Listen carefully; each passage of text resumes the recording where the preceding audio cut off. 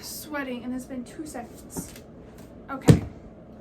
I have a giant stack of books.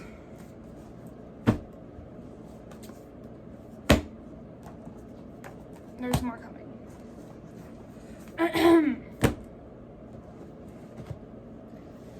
Ooh, good golly. Okay. This is a lot of books.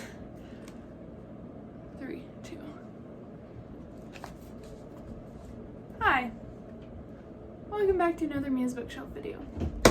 This here stack is all of my fall book recommendations and books that are on my personal fall to be read list this year. Frick. Shoot. Okay, hold on. I just gotta resort these now.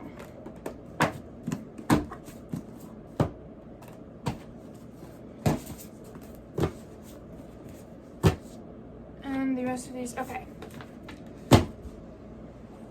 So, we're gonna start off with my fall book recommendations.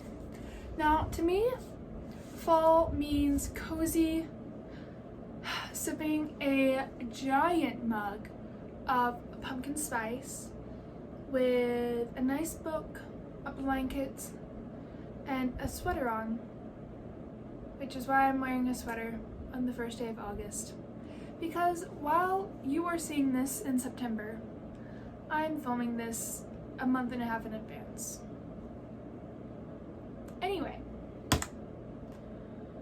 so these are some cozy book recs that I think you guys will like. A lot of these are classics, but they're not necessarily like some classics are like intimidating to approach. I think all of these are pretty beginner friendly, for lack of a better term, and pretty easy to approach. So the first off is The Hound of Baskervilles by Arthur Conan Doyle. This book is one of the classic Sherlock Holmes mysteries. It is one of the only ones that I think is like a full novella length, besides A Study in Scarlet and a couple others. Anyway, this book takes place in the winter, I believe, in the Yorkshire Dales. So we kind of have the spooky vibes going on. We have the slightly supernatural, ghostly appeal. And it's just a cozy mystery. Another mystery on my TBR that I don't have is one of the Thursday Murder Club mysteries by Richard Osman, I think. And I've heard that's a good cozy fall mystery, but this one is also good. Next up is 84 Charing Cross Road by Helene Hanff. I think I stole my mom's copy of this actually. She had a copy to give to her friend and then a copy for herself. I think this is my mom's copy. But this is a series of letters, these are real letters, by this lady named Helene, who struck up a friendship over letters with a bookseller in London while she was in New York, inquiring about rare books.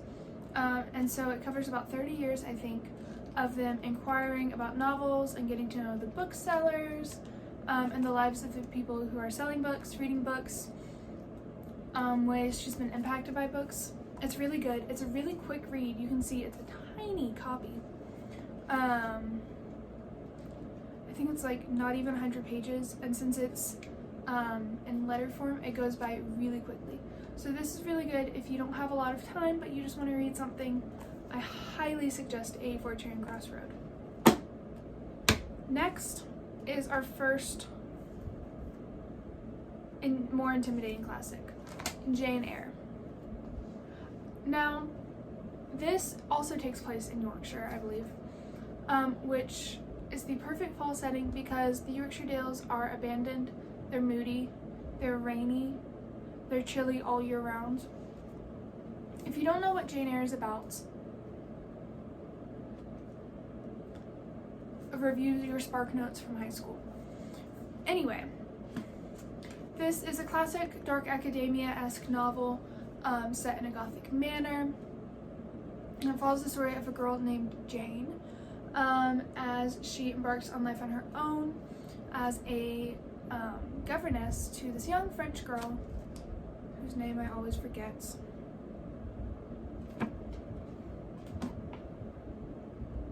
Adele. And while she's there, she falls in love with the mysterious owner of the manor, Mr. Thornhill. Mr. Rochester. I was thinking the manor's name was Thornhill. It's not. It's Thornfield, and his name is Rochester. Anyway, as Jane and Edward fall in love, she discovers that there's more going on at the manor than she realizes. And yeah, so this is a really good novel. I also really like the Close Reads podcast. They have a mini series on Jane Eyre, so I would highly suggest reading that as you go along. It's really good. I really love the discussions and the points they bring up.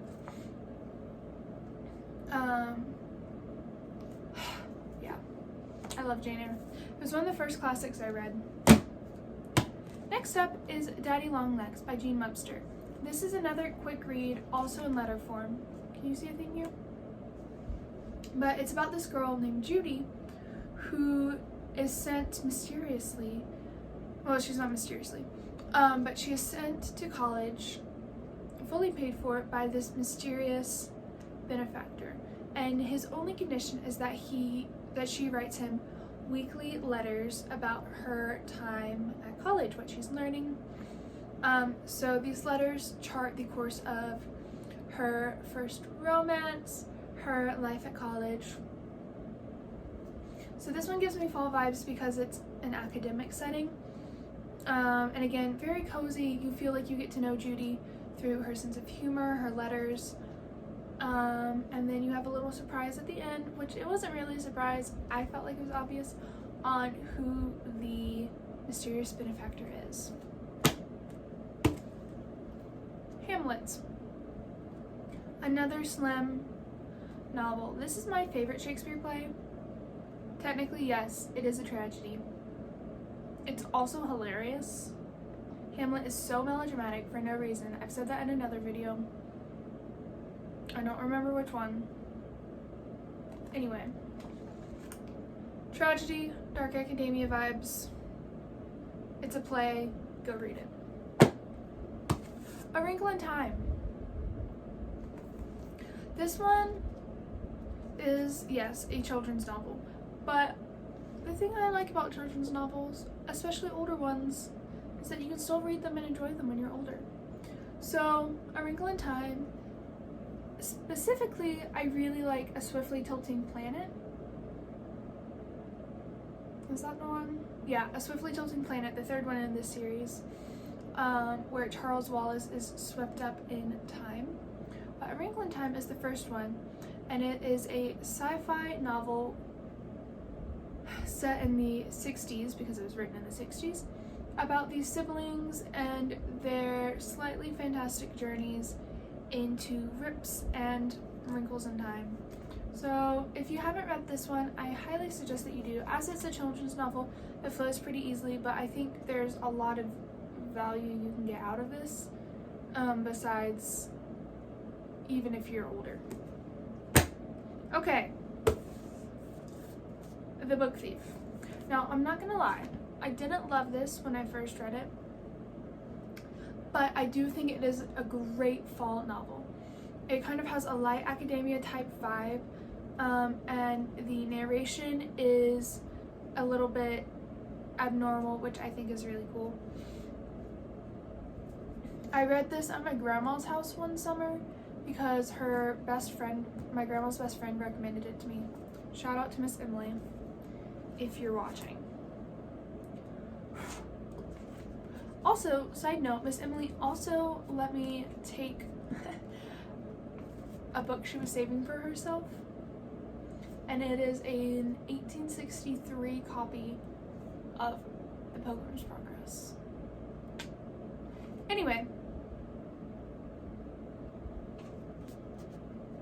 Book Thief's really good. follows a girl who learns to love to read during World War II. It's so good. Anyway, I feel like I don't really have much to add about these books besides just like go read them. Anyway, the last novel is a fantasy novel. It came out in April and has recently been blowing up on Book Talk, which I'm very excited about because I feel like this author has a lot of potential and I've been following her since 2020. But at the same time, in my little heart of hearts, I feel the urge to gatekeep her because, like, I liked her before she was popular, but no one's really gonna know that. So when I talk about her now, I sound like I'm just joining in on the Book Talk bandwagon, but I'm not. I just genuinely, like, love this book.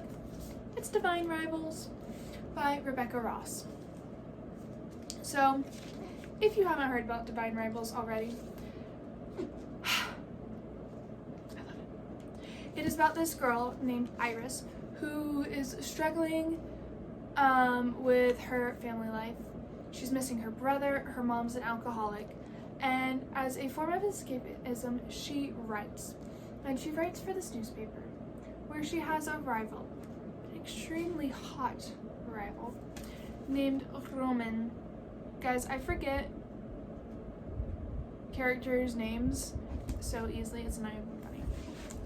I just remember the vibes. Anyways, Roman. While at the same time, she has also been getting these mysterious letters underneath her wardrobe, and she doesn't know who they're from, but their typewriters appear to be connected. So Iris becomes a war correspondent. She ventures off to the front, and then she realizes Roman has followed her to the front, as well as these mysterious letters. So as she begins to piece things together, she and Roman begin to fall in love, of course. And then it's so good. Guys, I'm not even joking. This one is so good.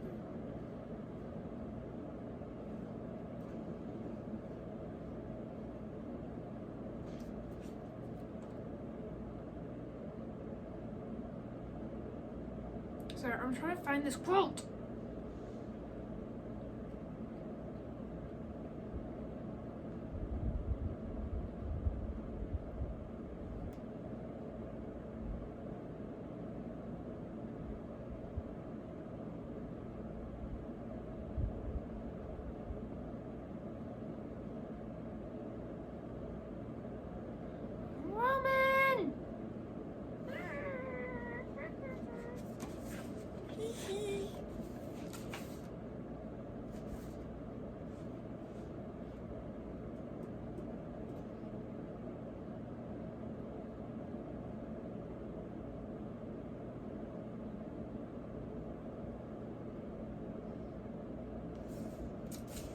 Okay, I sent pictures of my favorite quotes to Brie, but I really don't want to dig back through my texts. Anyway, this book is really good, and because of the letters and the typewriting, I feel like it's a very kind of light academia book. Again, with the cozy vibes. It is fantasy, but it is not high fantasy, so it is not very hard to dive into this world. It is inspired by World War I. And the second book is coming out in November, guys, or December. It's coming out in December. So if you read this in the fall, you'll read it just in time for the second book to come out, Ruthless Vows. I can't wait. Anyway, go read Divine Rivals, and that's all I'm saying. Wow, this video is 15 minutes long. Alright, now it is time for my fall TBR list. The Secret History, classic dark academia book. Heard a lot of good things about it. Also a murder mystery, but it's not really a mystery because I'm pretty sure you know who does it, you just don't know how. This is the vibe I've picked up. Picture of Dorian Gray. I want to see the movie because Ben Barnes is in it, but I have to read the book first.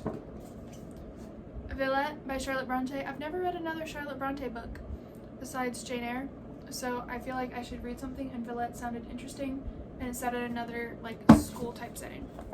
Our Town. It's a play. I've already started it. I'm trying not to speed through it. It's really good. Codename Verity. I love Elizabeth Wine. This is one of the only books by her I haven't read besides one of her books set in Africa. Yeah, I love her other books, especially Rose Under Fire. So I'm excited to read Codename Verity. I have this alternate copy because the original copy looks a little sus. I'm just saying. Anyway, so I have this. I haven't read it. I have read The Pearl Thief though, which is the prequel. I've also read The Enigma Game. I've read Rose Under Fire, and I've read Stateless. I believe those are her other books, except for, I don't remember what it's called, but it's set in Africa and Kenya, I believe. Anyway, so those are my fall book recommendations. I hope you got something out of there.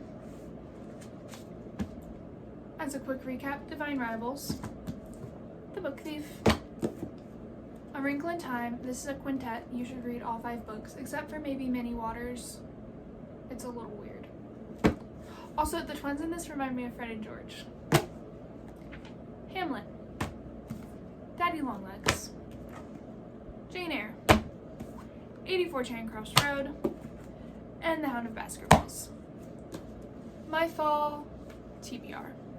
Codename Verity, Our Town, Villette, which is a giant book by the way, A Picture of Dorian Gray, The Secret History. That's all. I will see you soon with another video. Bye.